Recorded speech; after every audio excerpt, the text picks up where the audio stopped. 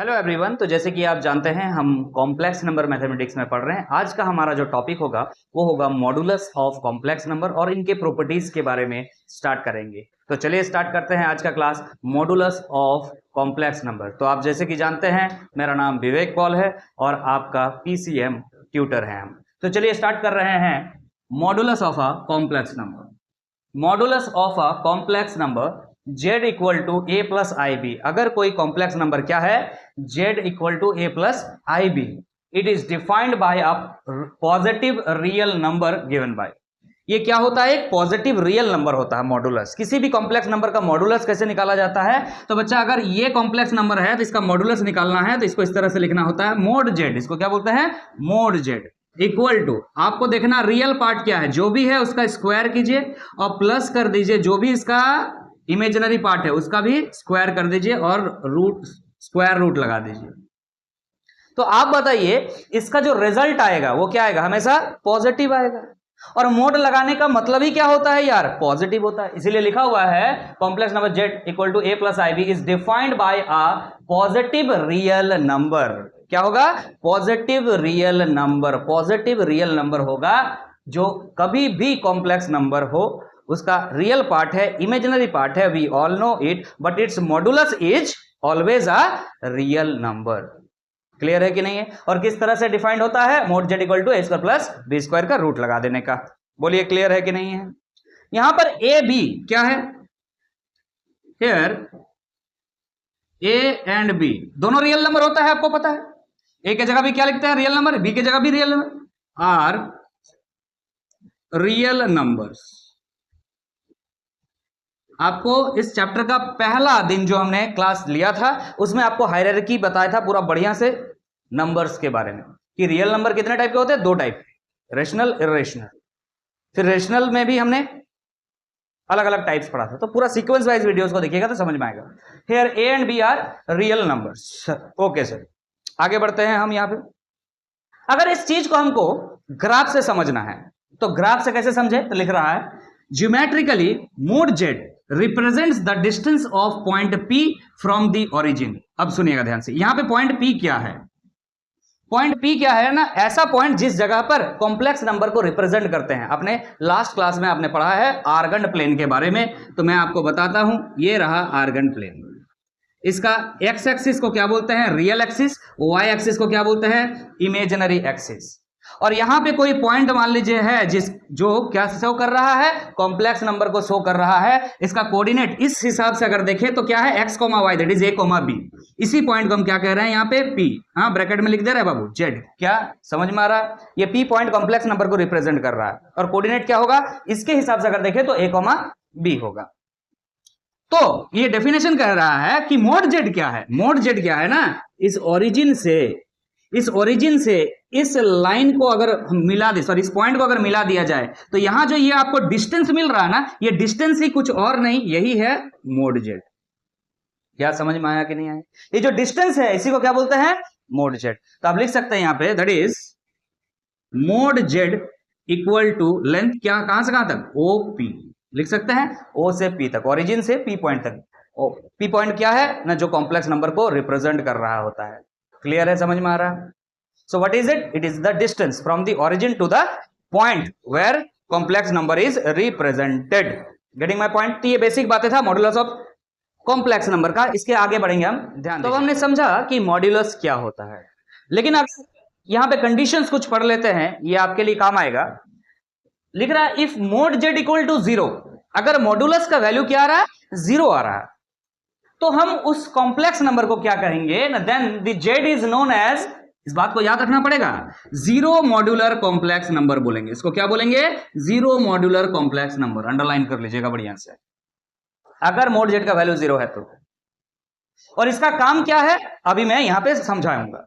लिखा है वैसे, it is used to represent the origin of reference plane. समझाएंगे अभी, लेकिन इस बात को याद कर लीजिए अभी। अगर मोड का वैल्यू क्या है?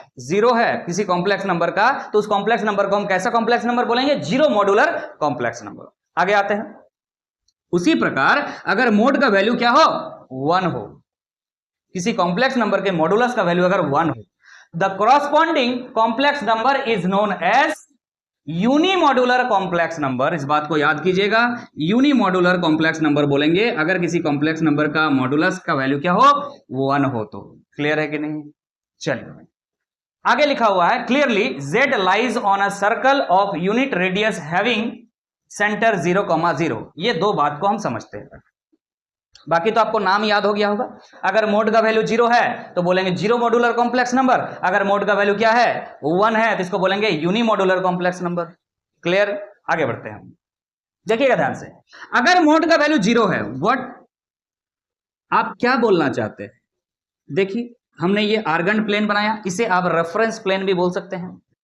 जिस जगह से आप हर चीज को ऑब्जर्व करते हो, फिजिक्स का टीचर आपको समझाता है, जिस जगह से बैठ करके आप हर चीज को ऑब्जर्व करते हो, वो जगह आपके लिए क्या होता है? रेफरेंस होता है।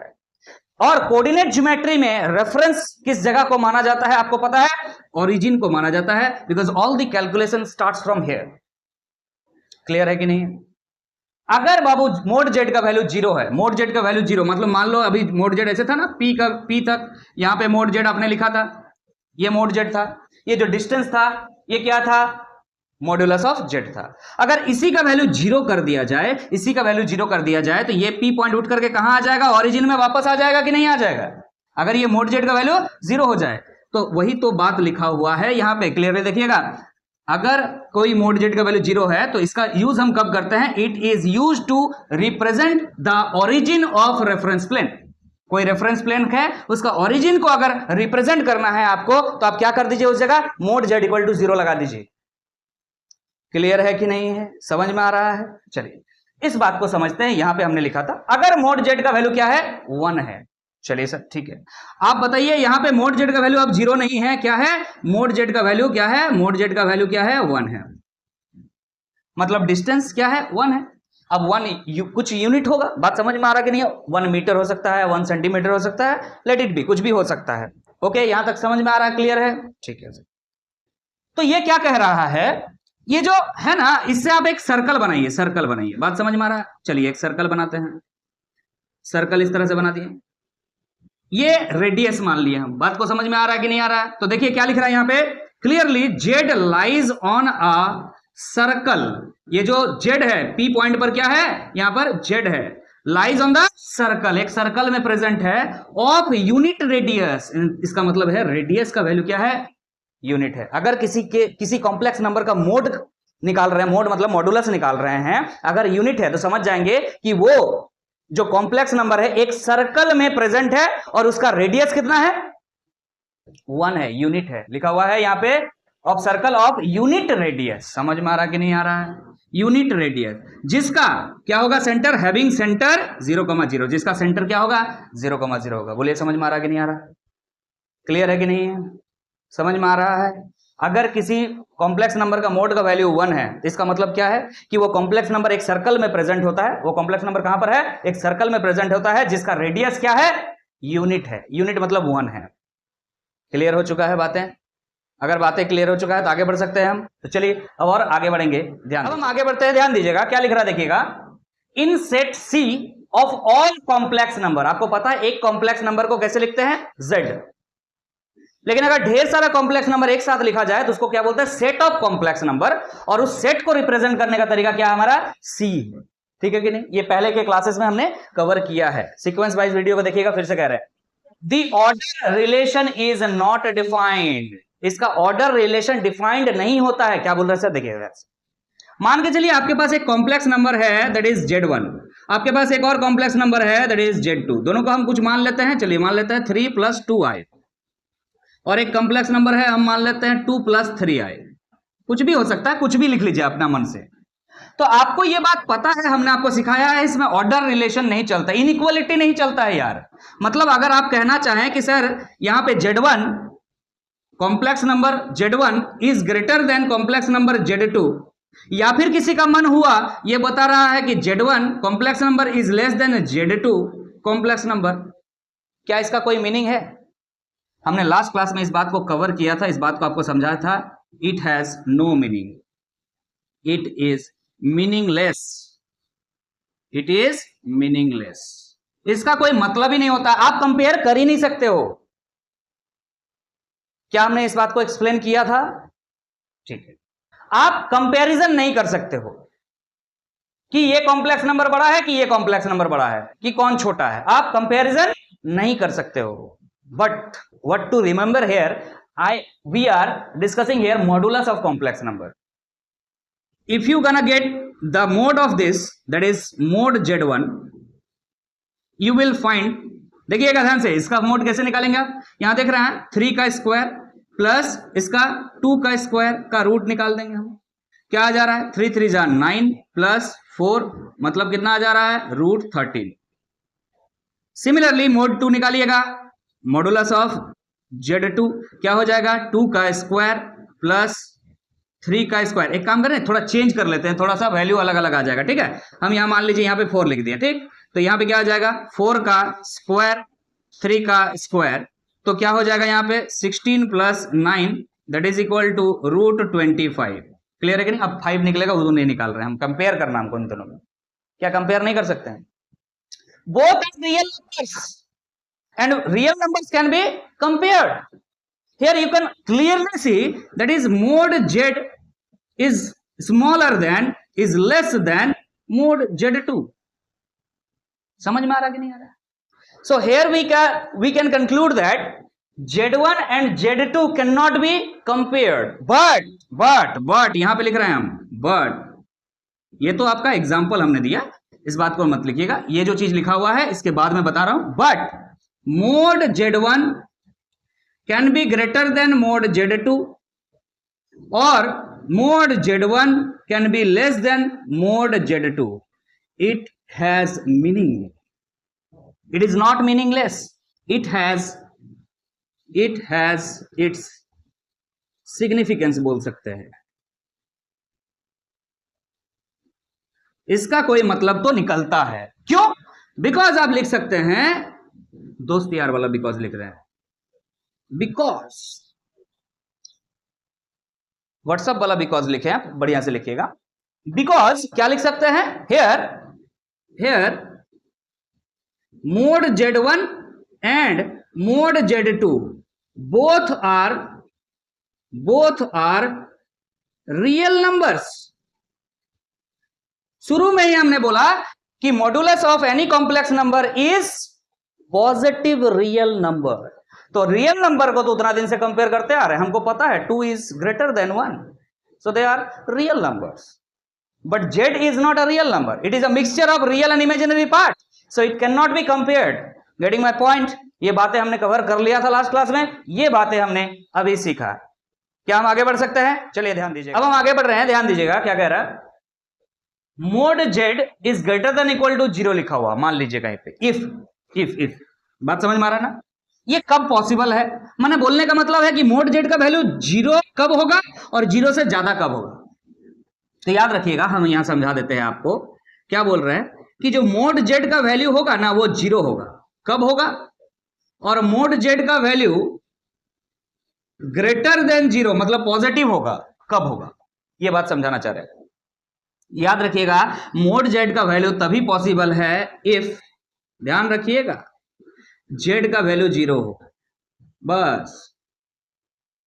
अगर कॉम्प्लेक्स नंबर z है तो उसका मॉडुलस भी क्या होगा? 0 होगा. और नहीं तो हमेशा, हमने लिखा था भी थोड़ा देर पहले कि modulus of a complex number is positive real number. 0 is not a positive real number. ये एक एक्सेप्शनल केस है कि अगर कोई कॉम्प्लेक्स नंबर 0 है, हो सकता है कि नहीं, 0 is a complex number. 0 can be written as 0 plus 0 into i, isn't it? So, अगर कॉम्प्लेक्स नंबर का वैल्यू 0 है तो उसका मोड क्या होगा? 0 होगा. अदरवाइज दुनिया में कोई भी कॉम्प्लेक्स नंबर आपके पास आ जाए, मतलब हम यहां लिख सकते हैं if z is not equal to 0, कुछ भी हो जाए, 0 ना हो बस, तो उसका मोड का वैल्यू क्या आएगा? हमेशा ग्रेटर देन 0 आएगा. That is real positive number आएगा. समझ में आ रहा कि नहीं आ रहा? ये बात हमने लिखा है था आपको. ऐसे क्या लिख देंगे यहां पे?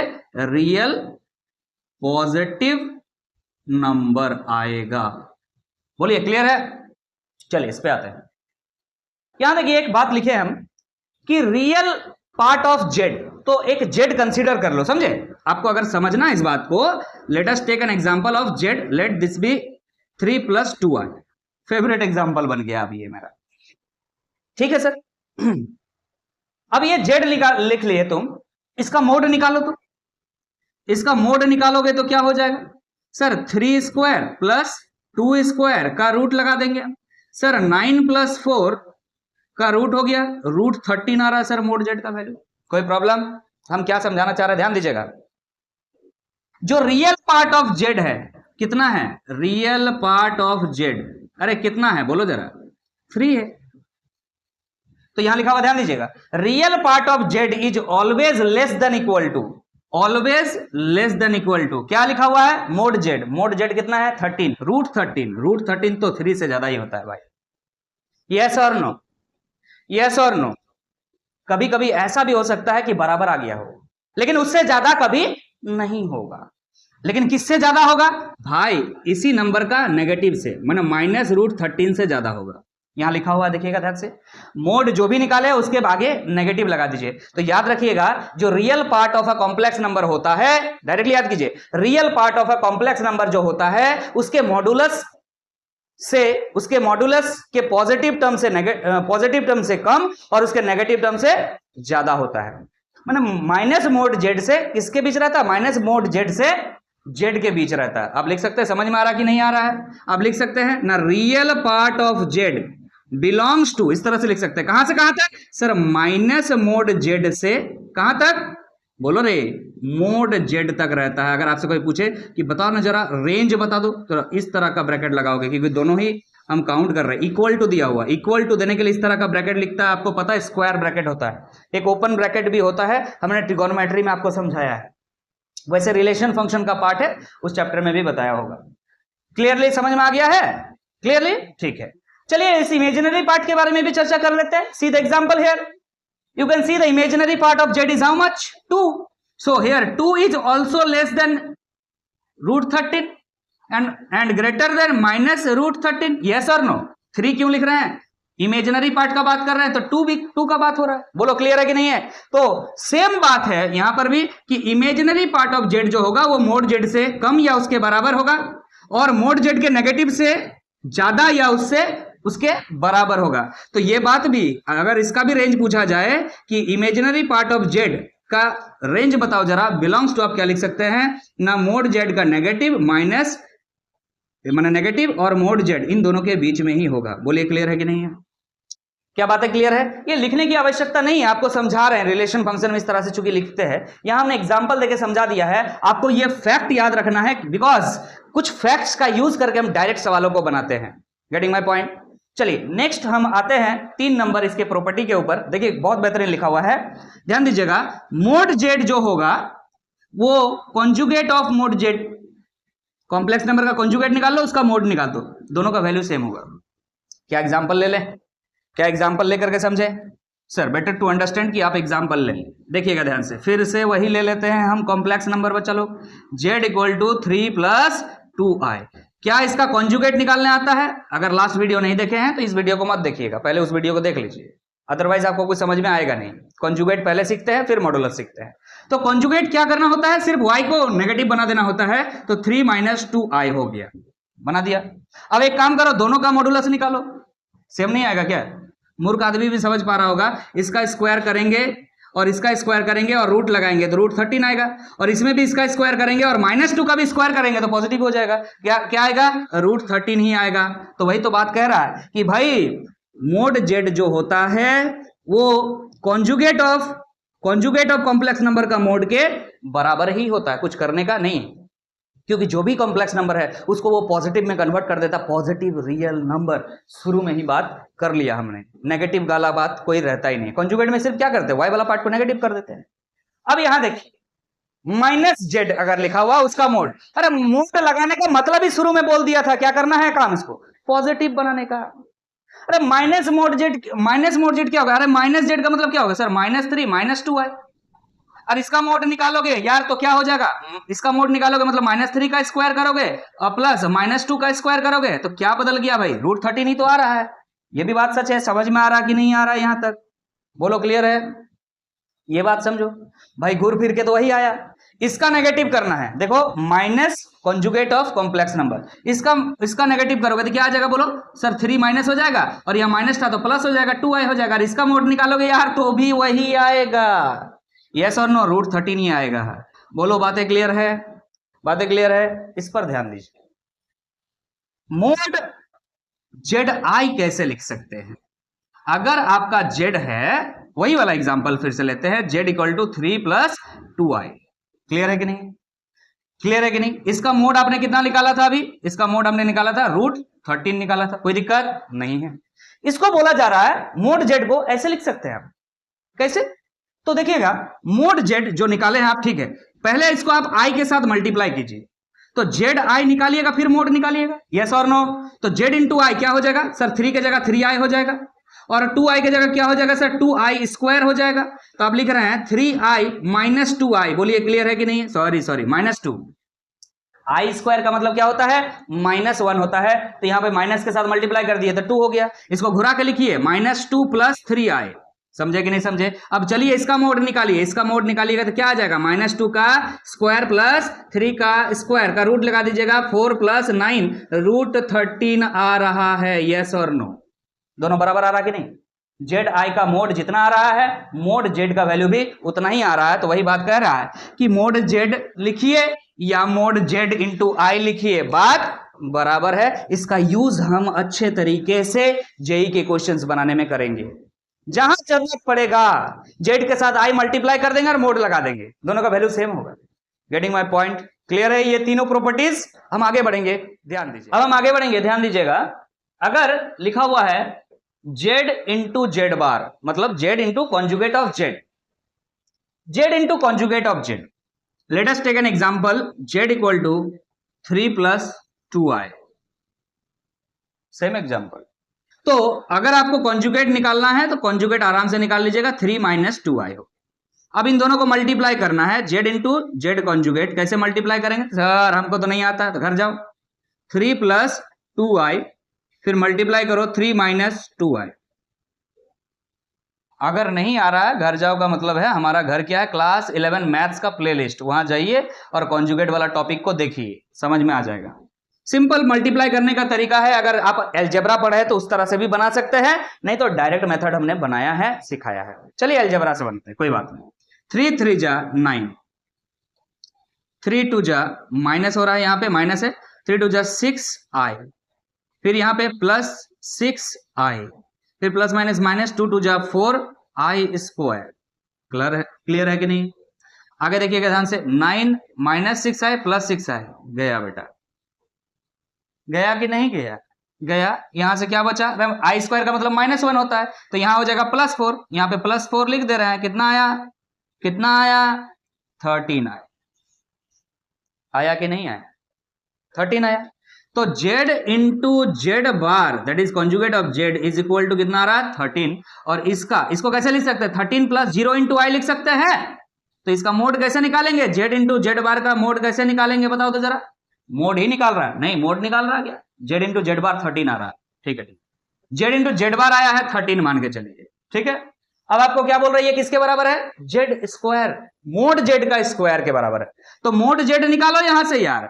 मोड Z कितना होगा? देखो, अगर Z ये है तो मोड Z कितना होगा ना? 3² + 2² कितना हो जा रहा है? अरे √13 निकाले थे अभी बच्चा लोग, बार बार क्या करेंगे? समझ में आ रहा है कि नहीं आ रहा है? तो देखो ध्यान से, क्या मोड Z × Z⁻ बराबर, ये जो Z आपको दिख रहा है इसका मोड Z कर दिए, क्या बराबर है? नहीं है सर, ये 13 है, ये 13 है और ये क्या है? √13 है। अरे इसका स्क्वायर करने बोल रहे हैं, तब तो बराबर है, यस और नो लिखा। क्लियर है कि नहीं? क्लियर है कि नहीं? एग्जाम्पल देकर के आपको समझा दिया। ये प्रॉपर्टी जबरदस्त तरीके से इस्तेमाल हो सकता है। एक बात और बता दूं कि अगर आप किसी कॉम्प्लेक्स नंबर का मोड निकाल रहे हैं और उसका स्क्वायर कर रहे हैं, या फिर किसी कॉम्प्लेक्स नंबर को पहले स्क्वायर कर ले रहे हैं फिर मोड निकाल रहे हैं, दोनों बराबर होता है। यहां हमने इस प्रॉपर्टी को अलग से लिख दिया है, आप देख पा रहे हैं। किसी भी कॉम्प्लेक्स नंबर के पावर में n है, अगर उसका मॉडुलस निकाल रहे हैं तो बराबर होता है कि पहले उस कॉम्प्लेक्स नंबर का ही मॉडुलस निकाल लो और उसके पावर में n डाल दो। याद रखिएगा, यहां पे n जो है नेचुरल नंबर है, मतलब 1 से स्टार्ट कीजिएगा। क्लियर है कि नहीं? पावर में 0 मत डाल दीजिए, किसी के भी पावर 0 = 1 हो जाता है। क्लियर है कि नहीं है? तो ये बात समझ में आ गया आई थिंक, ये प्रॉपर्टी समझ में आ गया, ये प्रॉपर्टी हमने यहां पे यूज किया है, क्लियर है। अब यहां पे देखिए ध्यान से क्या बोल रहा है कि अगर दो कॉम्प्लेक्स नंबर है Z1 Z2 मल्टीप्लाई कर लिए और मल्टीप्लाई करने के बाद हमने क्या किया, उसका मोड निकाला, it's better to find the mod individual. आप पहले Z1 का मोड निकाल लीजिए, फिर Z2 का मोड निकाल लीजिए, फिर दोनों मोड को मल्टीप्लाई कर दीजिए, दोनों बराबर है।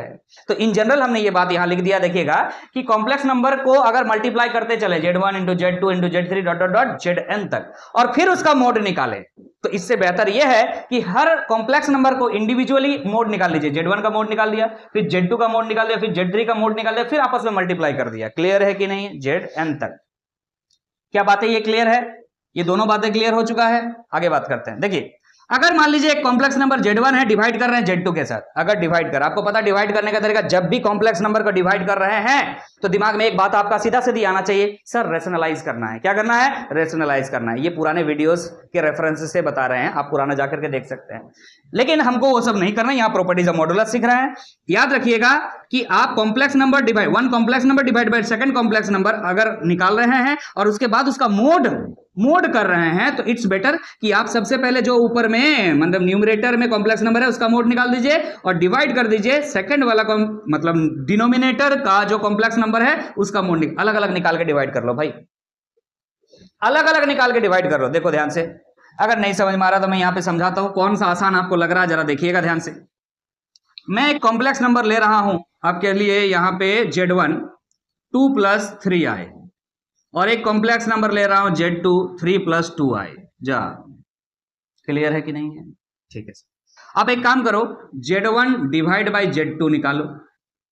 कैसे निकालो सर, Z1 है 2 + 3i और Z2 है मेरा 3 + 2i। फिर क्या करोगे बच्चा लोग, इसको रेशनलाइज करोगे, तरीका आपको बताया हुआ है, 3 - 2i और डिवाइड बाय 3 - 2i। फिर क्या करोगे बाबू, इसको और इसको मल्टीप्लाई करोगे, ऊपर में जो आंसर आएगा डिवाइड करोगे, a² - b² हो जाएगा, क्योंकि a + b a - b है तो a² 9 हो गया और b² क्या हो जाएगा यहाँ पे, बोलो जरा, 4 हो जाएगा। समझ में आ रहा कि नहीं आ रहा, मतलब यहाँ जो भी आएगा ऊपर में हम नहीं लिख रहे हैं, डिवाइड में क्या हो जाएगा 13। अरे भाई लंबा जा रहा है, समझ में नहीं आ रहा क्या, ऐसा नहीं करने का, लंबा जाएगा।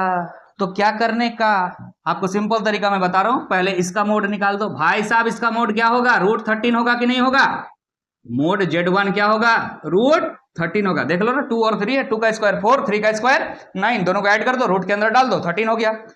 और यहां पे भी मोड निकालो, क्या आ जाएगा, √13 ही आ जाएगा। सिंपल बच्चा लोग, इसका मतलब हमने यहां पे ये समझाया, सॉरी इसका मतलब जो भी है, और उसके बाद फिर इसका मोड निकालते आप। इसका मतलब यही है कि mode Z1 divide by mode Z2 कर दो भाई साहब, ऊपर में √13 है और नीचे भी √13 है, दोनों को कैंसिल कर दो, आंसर 1 आ रहा है। ऐसा मजा आ रहा है कि ऐसे मजा आ रहा है, समझ में आ रहा है कि नहीं आ रहा है। तो हमको कहीं भी अगर दिख जाए कि दो कॉम्प्लेक्स नंबर डिवाइड हो रहा है और उसका मॉडुलस लगा हुआ है, मोड लगा हुआ है, तो हम क्या करेंगे ना, अलग अलग मोड निकाल करके डिवाइड कर देंगे, ये हमारे लिए इजी है। लेकिन इस बात को ध्यान रखिएगा कि जो डिनोमिनेटर है, जो कॉम्प्लेक्स नंबर डिनोमिनेटर में है, वो 0 नहीं होना चाहिए, आपको पता अनडिफाइंड हो जाएगा। क्लियर है कि नहीं है, चलिए आगे बात करते हैं। ये बात तो हमने शुरू में ही बात कर लिया था ना, क्लियर है कि नहीं है, चलिए आगे बढ़ते हैं। अब हम एक और प्रॉपर्टी पढ़ेंगे, ध्यान से देखिएगा, ये एक शानदार प्रॉपर्टी, इससे कई प्रॉपर्टीज अलग निकल सकते हैं। इसको डायरेक्टली याद कर लीजिए बढ़िया से और लॉजिक से याद कीजिए, ऐसे याद नहीं होगा, a + b का होल स्क्वायर नहीं है। ध्यान दीजिएगा, Z1 ± Z2 के मोड का स्क्वायर, ऐसा लिखना, Z1 ± Z2 का होल स्क्वायर ऐसा लिखना और ऐसा लिखना में डिफरेंस है भाई। क्लियर है कि नहीं है, मोड का स्क्वायर डाला हुआ है, होल स्क्वायर नहीं है, मोड का स्क्वायर। तो जब भी प्लस और माइनस दोनों ऑपरेशन से साथ में बता रहे हैं, अलग से प्लस और अलग से माइनस के अलग से फॉर्मूला नहीं है, सेम ही है। देखिए ध्यान से क्या करना होता है आपको कि जो कॉम्प्लेक्स नंबर है दोनों को ऐड कर दीजिए, अगर यहां प्लस साइन दिया हुआ है तो, अगर माइनस साइन दिया हुआ है तो फिर माइनस कर लीजिएगा। और क्या करना है ना, दोनों कॉम्प्लेक्स नंबर का कॉन्जुगेट निकालिए। जैसे देखिएगा Z1 बार Z2 बार लिखा हुआ है, और यहां अगर प्लस है तो प्लस लिखिएगा, माइनस है तो माइनस लिखिएगा, और दोनों को मल्टीप्लाई कर दीजिएगा। समझ में आ रहा कि नहीं आ रहा, क्लियर है, याद करना बहुत आसान है, सिंपल। क्या करना है, एक कॉम्प्लेक्स नंबर और दूसरे कॉम्प्लेक्स नंबर के बीच में मान लीजिए प्लस है, उसके मोड का स्क्वायर है, तो क्या करना होता है, सिंपल, एक कॉम्प्लेक्स नंबर को लिखिए, प्लस कर दीजिए दूसरा कॉम्प्लेक्स नंबर, ब्रैकेट लगा दीजिए, मतलब मल्टीप्लाई करने जा रहे हैं। किसके साथ मल्टीप्लाई करने जा रहे हैं ना, addition of conjugate of the complex numbers.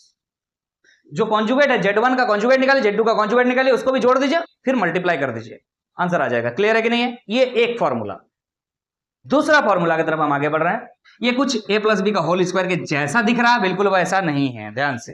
क्या है ना, Z1 के मोड का स्क्वायर लिखेगा, फिर Z2 के मोड का स्क्वायर लिखेगा, दोनों के बीच में हमेशा प्लस होगा, चाहे प्लस हो चाहे माइनस हो, इस बात का ध्यान रखिएगा।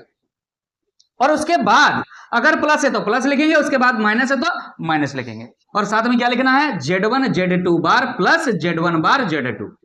मैंने एक कॉम्प्लेक्स नंबर इंटू उसका दूसरे का कॉन्जुगेट प्लस पहला का कॉन्जुगेट इंटू दूसरा कॉम्प्लेक्स नंबर। सिंपल, ये वाला टर्म याद रखिएगा, Z1 Z2 बार प्लस Z1 बार Z2। अगर प्लस है तो सॉरी हमेशा प्लस लिखेगा, क्योंकि इसका प्लस माइनस पहले ही लिख चुके हैं, तो यहां अलग से प्लस माइनस लिखने की आवश्यकता नहीं है।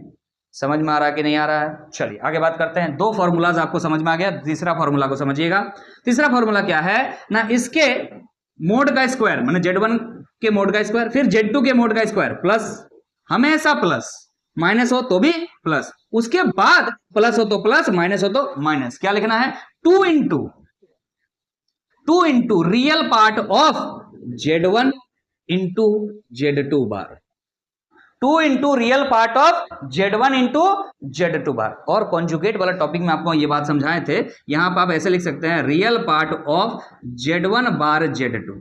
क्यों? क्योंकि ये दोनों बात तो बराबर है, Z1 bar Z2, real part of Z1 Z2 बार बराबर होता है real part of Z1 bar Z2 के। क्लियर है कि नहीं? तो जो याद रहे आप कर लीजिए, कोई फर्क नहीं पड़ता है। और सुनिएगा, एक्चुअली में क्या था जानते हो, एक्चुअली में ये था, यहाँ पे देखो ध्यान से, ये 2 नहीं था, यहाँ पे प्लस माइनस था, और फिर से लिखा हुआ था यहाँ पे real part of Z1 bar Z2। बात समझे कि नहीं समझे? अरे भाई साहब, दो को लिखने का क्या मतलब है, दोनों बराबर ही होता है। हमने यहाँ बता दिया ये ही बराबर है इसके, अगर ये लिखा हो तो भी ठीक है, ये लिखे हो तो भी ठीक है, इसका मतलब दो को सेम चीज दिख रहा है। अरे 2 से मल्टीप्लाई करके एक साथ लिख दिया गया है, कोई टेंशन है क्या? समझ में आ रहा है कि नहीं आ रहा? क्लियर है कि नहीं है? समझ में आ गया है? समझ में आ गया है? तो यहीं पे आपका समाप्त होता है properties of modulus. So we have discussed the complete topic modulus of a complex number from base to advance level. अब इस पे बारी है सवाल बनाने का, तो ये आप पर निर्भर करता है कि आप कितने सवाल बना रहे हैं, क्योंकि टॉपिक कॉन्सेप्ट वाइज क्लियर करने के बाद सवाल लगाना इंपॉर्टेंट है, चाहे आप बोर्ड्स के एस्पिरेंट हैं, चाहे आप जेईई मेंस या जेईई एडवांस के एस्पिरेंट्स हैं। तो मिलते हैं फिर नेक्स्ट वीडियो में। अगर आपको वीडियो अच्छा लगा है तो वीडियो को जरूर लाइक कर दीजिएगा, फ्रेंड सर्कल में सर्कुलेट कर दीजिएगा, और चैनल पे नए हैं तो चैनल को सब्सक्राइब कर लीजिएगा। मिलते हैं फिर नेक्स्ट वीडियो में, तब तक के लिए अलविदा। Thank you so much.